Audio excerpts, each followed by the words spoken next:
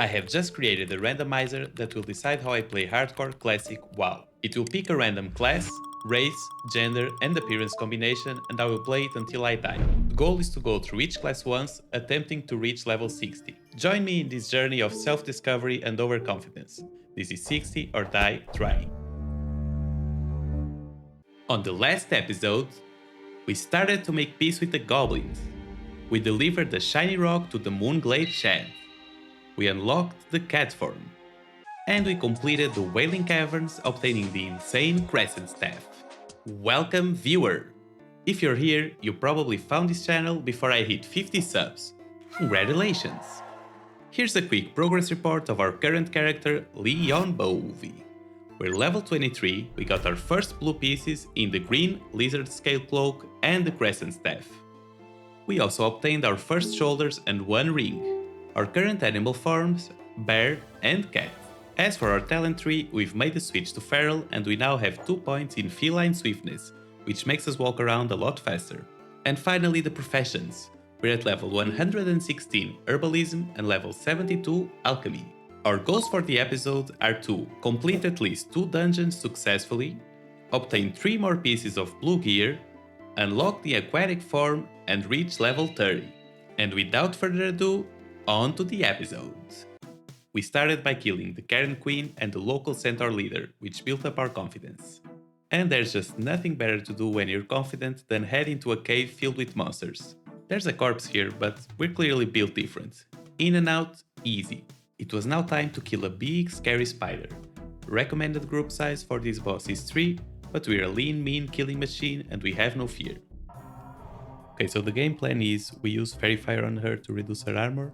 We cast Nature's Grasp on us, then we go into cat form. If we start losing a lot of health, I'll switch to bear form, and if things get crazy, we can always use our skull, stun her, heal ourselves. Yeah, sounds good.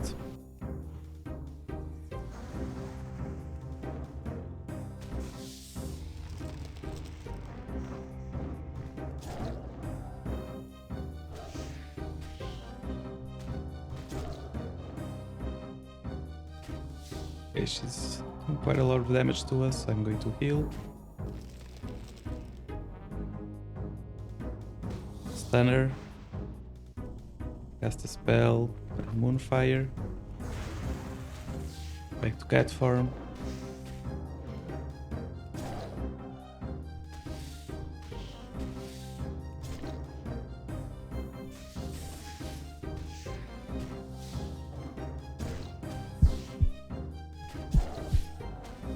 Okay, heal ourselves for a little bit more. Oh, we're getting pretty low. Shit. Oof. Oh my god. Okay. It was actually a lot harder than I thought it would be. I thought we were going to die for a second there. Ooh, okay. We got her, but yeah, damn. I think this was a great wake-up call. I was feeling maybe a little bit too confident, since no monster was a challenge for us for so long. Yeah, happy we kill her, and I'll be definitely a lot safer in the future. What do you do after you have a close call with a rare monster? You go into a cave and kill another rare monster, obviously. We found another dead player here, but Leon Bovine is unstoppable right now. I don't know who thought that destroying a crystal to summon a naked glowing dwarf was a valid plot for a quest, but that person deserves a raise. He punched us into the air a couple of times, but it was clear who the superior bear was. And speaking of bears, this happened right after we entered a new area of the map called Ashenvale.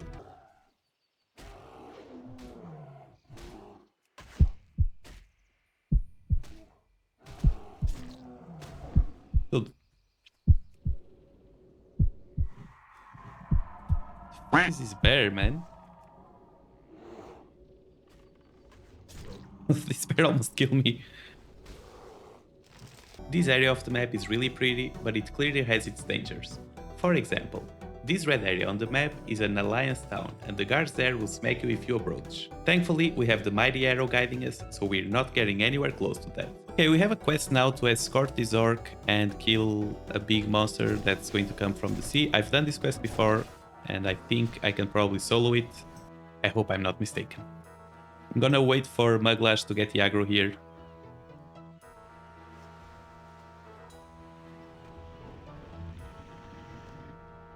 Let him tank.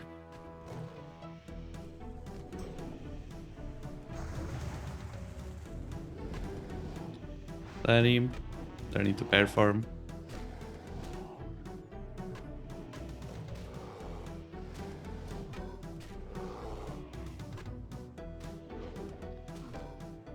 Okay, my Glash is dying. I'm gonna take aggro now.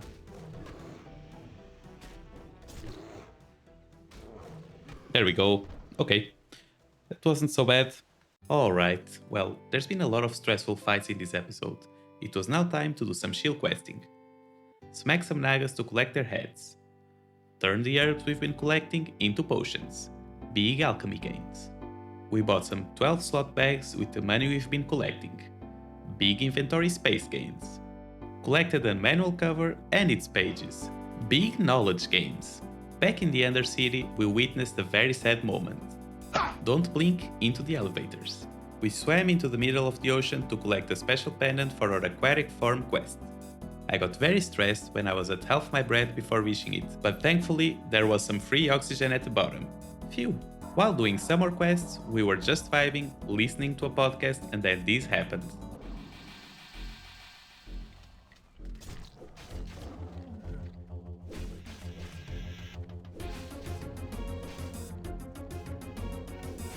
Holy f***. What's going on, bro?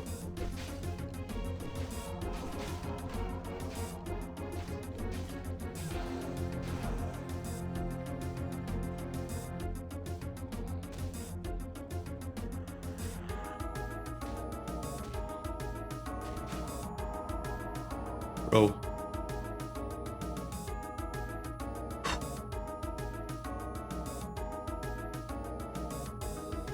Okay, that cave is not okay. Woo. All right. Yeah, I just started getting aggro all of a sudden, and monsters were spawning in the back. I was trying to Warstone, but I kept canceling it. Jesus. Oof. That was really, really stressful. Okay. I need to be careful. I was sleeping at the wheel completely, watching YouTube on the second monitor, and I nearly died. I completely panicked. I didn't even use my swiftness potion, which I reckon would have probably saved me. Okay, well, there's a guy here, so we'll try to group with him. Yeah, you've probably noticed by now that we're having a lot more dangerous encounters. I think this will be a theme as we continue to go into higher level, unknown areas. One downside of following the Rested XP guide is that it usually says when a quest is hard and you need to group with people, and when it does not say that, I just for some reason think that I will be totally fine and I lose a little bit of the precautions that I really need to have at all times. Thankfully, this pimped out rogue appeared and we grouped up with him to complete the quest and fight our fears. We're finally in Hillspread Foothills. This is one of my favorite areas so far. The grass is green, the trees are tall, and the vibes are extremely chill. Our first mission here was to infiltrate a human castle to rescue 2 orc prisoners. One of them in a house, where a priest became our temporary friend, and another on top of the castle ruins. Oh yeah, we also hit level 25. Hype! Afterwards we got a pretty nice ring drop from a random bear and absolutely terrorized the local farmers. Seriously, this was an absolute massacre. Turning in our quests, it was now time to head into our next dungeon. The Shadowfang Keep. This dungeon is quite simple, but it has 2 dangerous moments. The first is this room where you can accidentally pull the monsters in the back. If you do, they will run to you, grabbing all the monsters on the way. Not ideal. Then we have the final boss, Archmage Arugal. This little deviant can mind control one of the party members, turning them into an enemy. If this spell is casted on your healer, you need someone else to heal for a while. If it's casted on the tank, someone else will take aggro, which can be really tricky since Arugal casts the spell Void Bolt, which deals a ton of damage. Very dangerous fight and a lot of people die here. If you're looking for a detailed guide, Jordi has created a great one which I'll link in the description. In terms of drops, this dungeon is very lackluster for us. The only drop we'd really love to see is the Silver Lane's family seal, which drops from Baron Silver Lane. Into the dungeon we go! Okay guys, here we are!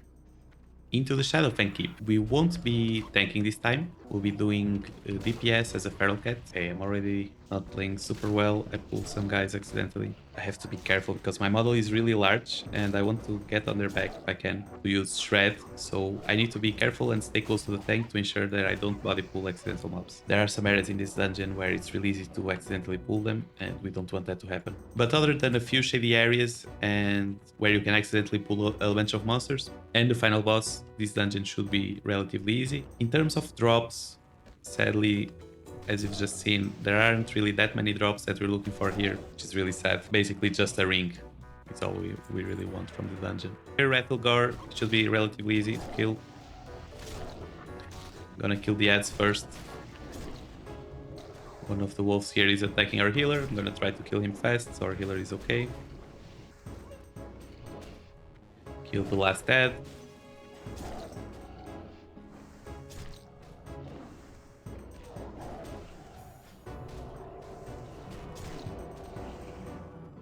And now we kill the boss.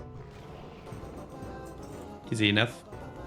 Okay, we just pulled a bunch of mobs here. I'm not sure what happened. Who did that pull? Gonna stun here. There's a lot of aggro on our mage here. Burst down the enemies as much as we can.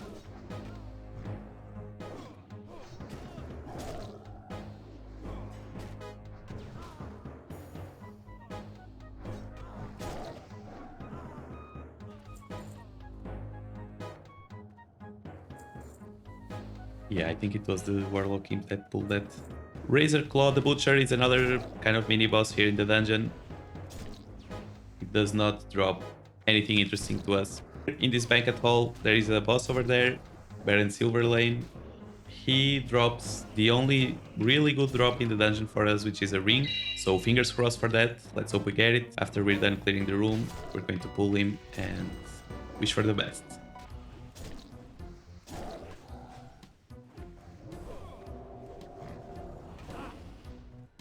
One really good tool that we've just unlocked is Remove Curse. Curses are spells that can be casted on your allies. Okay, let's see. We did not get what we wanted. These ghostly guardsmen, who are looking pretty sick in their almost invisible form, they cast a silence around them, meaning that our casters should stand a little bit away from them to ensure that they are not silenced. Otherwise, they won't be able to cast any spells. In this room, there is also a boss, Commander Springvale. In terms of drops, you know what I'm gonna say, right? There's really nothing we're looking for here. Let's kill the ad first so he doesn't silence anyone. Our tank is getting pretty busted here. He got down to 50% health there.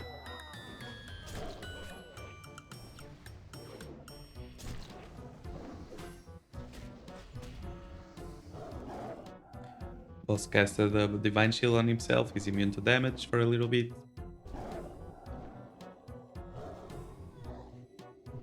And now we can damage him again. There we go. Some pretty nice cloth armor. These little bats here and the boss are quite dangerous. The bats can cleave, so everyone should stay away from them. I am getting aggro on one of them, which is not ideal. Might actually just have to pop a stun here. I can heal myself. Go back to cat farm, kill the bat.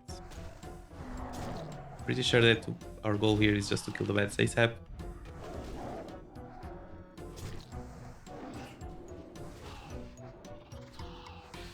Okay, and then the final boss should be relatively easy. Once again, no real interesting drops here. The guy can drop a staff for us, or this, yeah, a leather belt, a green leather belt. It's actually an upgrade for us, as I was saying that, so really good. Very happy to see it. We take that. Any upgrade at this time is amazing. In case things get sticky, we can just come on this roof and drop down there and it's a dungeon entrance. So that's probably the safest escape route. Just ahead, there's going to be a room where we can accidentally pull a bunch of mobs, so that's a place where we have to be really careful. If that happens, honestly, I might just dip, but we'll see. Someone on our guild just got the Lightnings of the Fang, apparently, which is that drop from the Wailing Caverns we were looking for earlier. Yeah, good to know that the team is aware of how dangerous this place can be. We should just take it easy. If you accidentally pull the mobs above, over there, they will run all across the stairs upstairs and bring like 20 or 30 monsters to you, so that's not what you want. If we take it slowly and make sure that we don't pull any accidental mobs, we should be good though. Okay, our tank is doing a really good job of pulling things slowly. Love to see it. Our Warlock is risking a little bit with being there with the Imp. I hope everything goes fine though.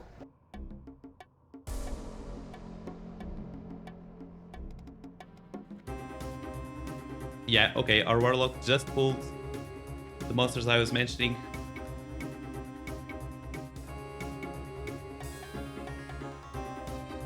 We have to run, I think. I don't think we can handle this huge pull that he just did.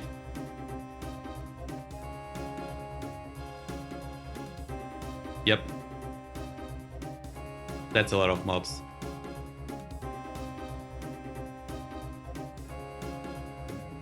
I'm out. Ah, man.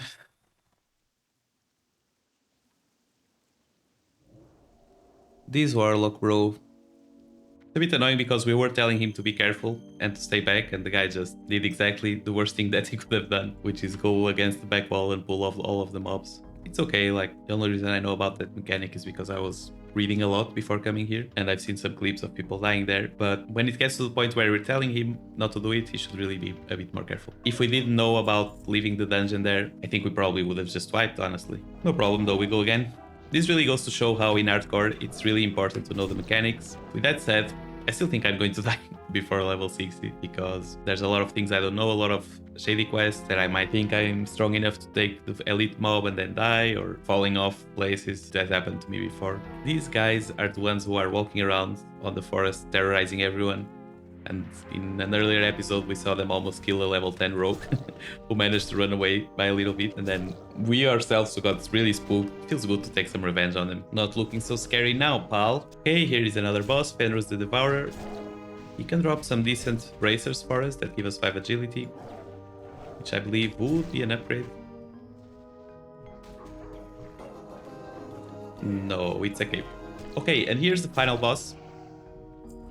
This guy is really scary. When I did this first on my mage, we died like 3 times before we managed to kill him. And now with that said, no one knew the mechanics at all. And I think that's why. Pay attention to the healer. I'm just going to put a star next to him so that I'm aware of what's going on. And now we start DPSing. He also has this annoying AoE stun for 5 seconds.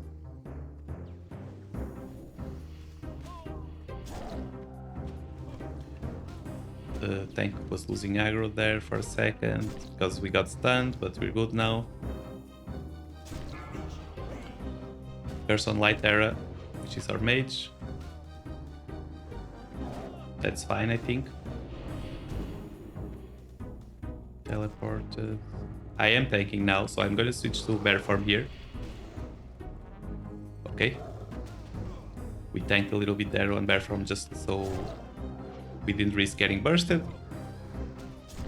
It's getting pretty low now, so we should be good. Tank has safe aggro now. Okay, curse on the tank, but we're good. He's dead. Amazing. If you're like a rogue, this dagger is just perfect for you. But yeah, it's funny because this guy can drop the Robe of Argal, yeah, which is one of the best in slot cloth chests for mages. So it's quite unfortunate that no one got it. And yeah, this dungeon run, all in all, went okay. Our Warlock tried to wipe the group back there, but thankfully we all knew what to do. We ran out, we went back in, took care of the bosses, we knew the mechanics for the last fight. So yeah, I think it was a success. We didn't get any super interesting drops, but we got one little upgrade, and I'm happy with that. From doing the Shadowfang Keep, we completed a quest that rewards us with a blue ring, the Seal of Sylvanas. This ring is awesome, and it means we are a bit closer to our episode goals now. 1 out of 2 dungeons, and 1 out of 3 blue pieces of equipment acquired. Following this trend, we also quickly went to turn in our aquatic form quest. We can now turn into a super cute sea lion. I mean, just look at this fella go. We then continued our questing grind. Here's a quick summary. Kodo big, corpse floating. Poison bad, less joke about Peppa the Pig. Cool Dratini slayed, we hate excavations. Destroy their leaders. Bomb their planes. Vibing. Loch Ness Monster? A lot of people die here. We didn't though.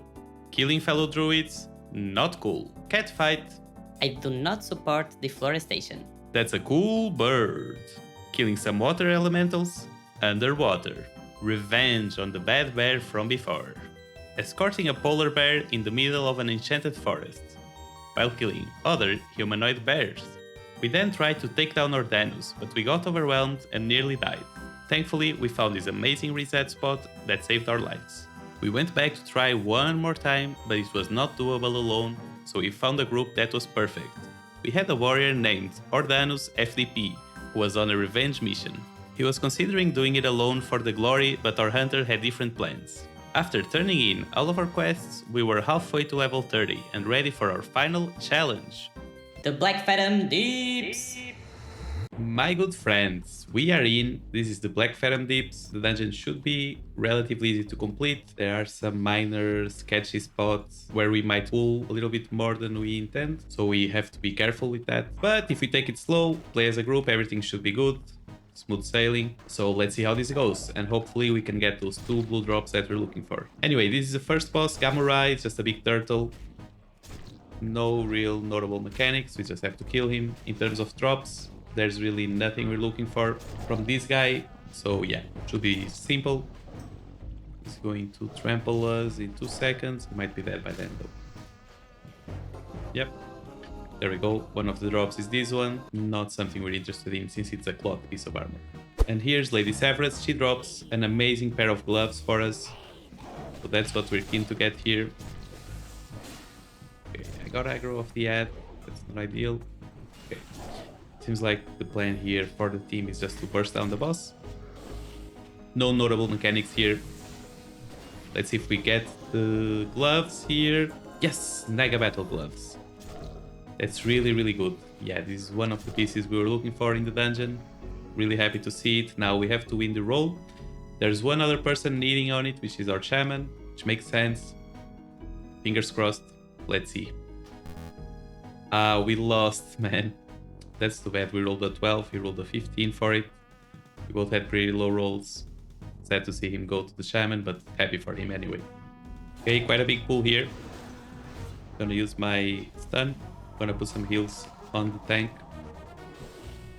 and try to burst down the monsters as fast as we can.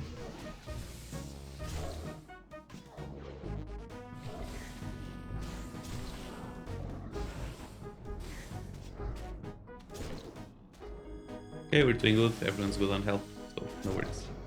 And we win the roll for the chest. Get some leather pants. That might be an upgrade for us. It is indeed an upgrade, nice. Okay, this part here is the Murloc boss, Kellyhast. We have to be very careful because there are a lot of Murlocs in this room, and if we end up pulling more than we want, it can result in a party wipe. So the motto here is, as usual, just go slow, take it easy. This guy doesn't have any notable mechanics, and he also does not have any drops that we're really looking for.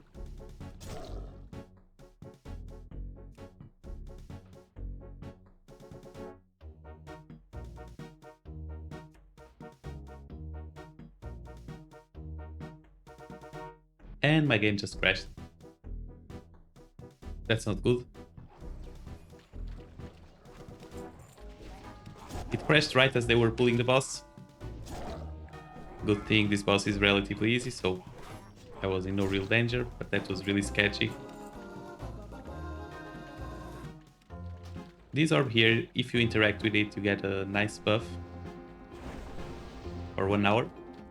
Everything's been going really smoothly so far, if we ignore the fact that my internet crashed right there, but as long as it doesn't crash again, I think everything will be good. This group seems to know what they're doing. We're now approaching an area of the dungeon that can be a little bit dangerous. where there are a lot of packs close together and monsters that will run away. That's usually when you're seeing that clips of this dungeon. That's where they happen. Here we are. Yeah, this is the sketchy part of the dungeon. As you can see, a lot of packs have those water elementals there. That makes the pack a little bit scarier. If you pull multiple of them at a time, it can get really dicey. So it's really important that we're paying attention to when monsters are low on health, like this guy. We kill him fast and don't let him walk too far away and pull other packs of monsters. So apparently our shaman's game has frozen. This is not a good sign. I had a DC earlier, now he's frozen. Seems like he's back.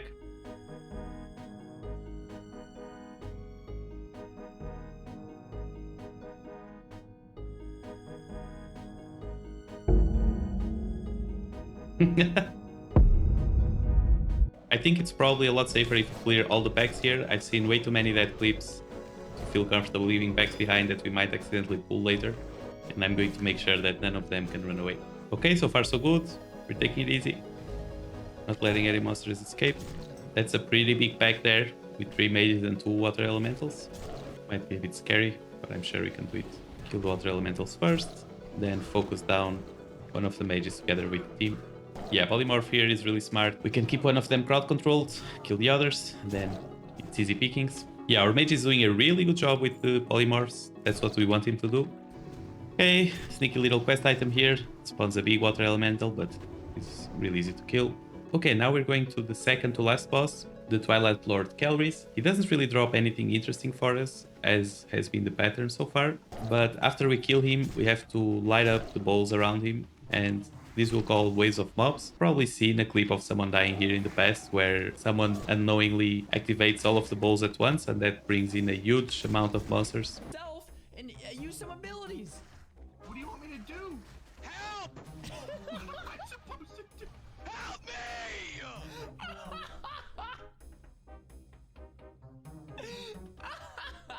I'm dead. So it's really important that after we kill the boss, we activate 1 ball at a time. If we're feeling cheeky, we can activate 2. But I think that's as far as we're going to be going in terms of staying safe. Our mage is really cool. He's teaching our tank about how to use line of sight to pull casters to you. Okay, I think we're ready to go. Who dares disturb my meditation?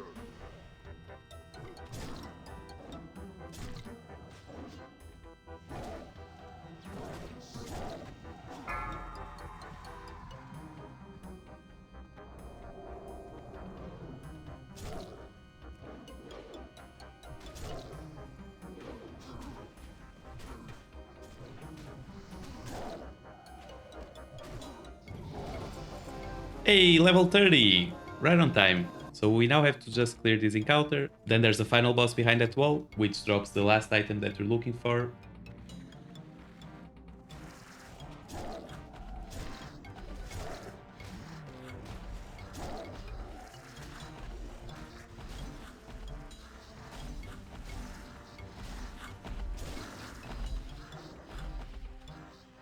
Okay, and now the 4 fires have been cleared. We did them one at a time, makes it super safe, super simple. Now we're going for the final boss of the dungeon. Akumai is a big hydra. He can drop a really good leather belt. That's what we're looking for. We did not get the first blue drop that dropped for us, unfortunately. So this is our last chance to get a big upgrade in this dungeon. So fingers crossed. Okay, here we go. Akumai, the final boss of the dungeon. He can hit pretty hard. But other than that, should be fine. Our tank has the aggro.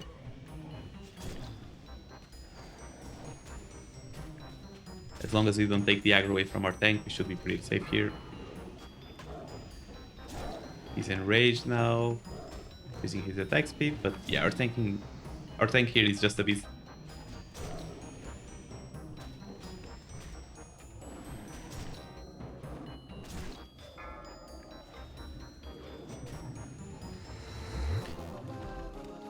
Okay, he did not drop what we wanted. He dropped the pants. That's too bad. We had one shot at a big upgrade. We lost it. It happens. Okay, quick look at our goals before the episode ends. We did complete at least 2 dungeons successfully. We only obtained 1 piece of blue gear. We unlocked the aquatic form and we reached level 30. So that's pretty good on my book. Next episode, we're going for level 35. Things are getting really hard right now. We had a lot of difficult encounters this episode. But yeah, if you enjoyed it, make sure to leave an hashtag BovieBeliever down in the comments below. Make sure you support the Bovie, and I'll see you in the next one.